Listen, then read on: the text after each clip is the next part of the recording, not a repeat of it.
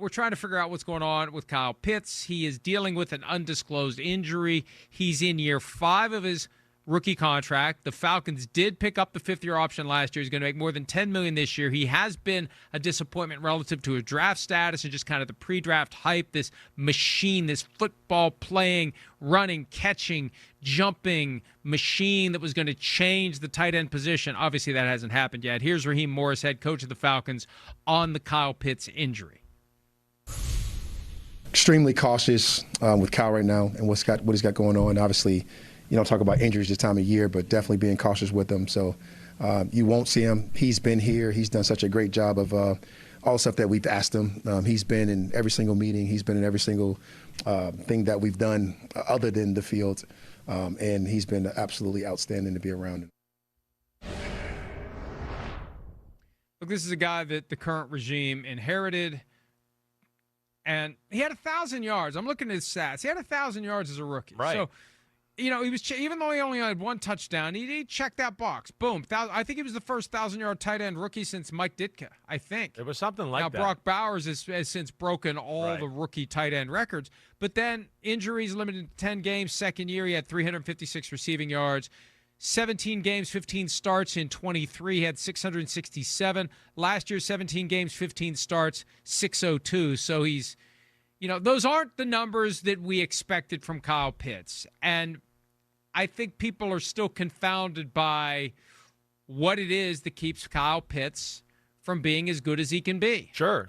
It's a tough one, right? But, yeah, you got to really watch him and study him, and you can figure it out a little bit. One, the first thing is he's not very good at blocking in the run game, so that's an issue there, right? Second, the other thing is, even though again, he's one of those guys, yeah, college was good, but what else happened? The combine, he blew it out, right? And everybody went, whoa, oh my gosh. And I don't know if the tape ever warranted what exactly the combine numbers were. So there's part of that maybe and part of being overdrafted. Again, like we talk about every year, those top 10 guys, sometimes, yeah, they're drafted on potential and what they could be, even though it might not be there. We see this path to specialness, and that's what we want to draft here. It hasn't worked out that way.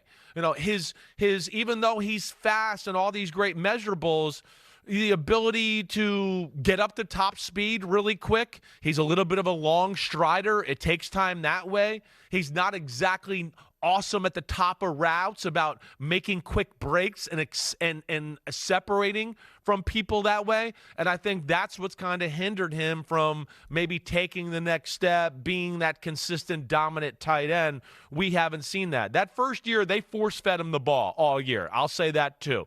They really made it an emphasis to get him the ball. And then after that, like you said, it's been injuries, the inability to kind of get open on a consistent basis and not really producing to the capacity of what we expect out of a top 10 pick. Here's a perspective that I got last year because I was curious why Kyle Pitts has never developed. And This is someone who's in a position to understand and know what happened. I'm going to paraphrase here because obviously we try to protect our sources. The issue with Kyle is he's hard to throw to because he doesn't have a natural feel and route craft. So, yeah, also, Matt Ryan was not a big fan of Kyle Pitts. Ryan figured out how to throw to him and helped him get to the Pro Bowl in his rookie year. The other issue is the injury he had in 2022. I think it was a knee. Yes. It slowed him down, and he may not be able to ever run like he did before. Right. So what was that first line about, the route tree and all that? So that hard to me, to throw to because he doesn't have a natural feel and the route craft. Right. He does. Natural feel and route Natural craft. feel. Like, hey, slow down in the hole here, right? Don't run yourself back into coverage. Or like we talk about sometimes with great receivers and route runners, they know how to lean defenders, lean on them, lean me this way because I'm about to go boom and go that way, right?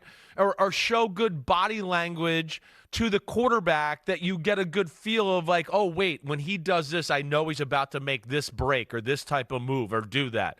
And I think that is what I was trying to allude to, and whoever you're texting with there, yeah, spot on and the perfect language as far as explaining that the right way. Hi, it's Mike Florio. Thanks for watching PFT on YouTube. Hit subscribe for the latest news and analysis from Pro Football Talk.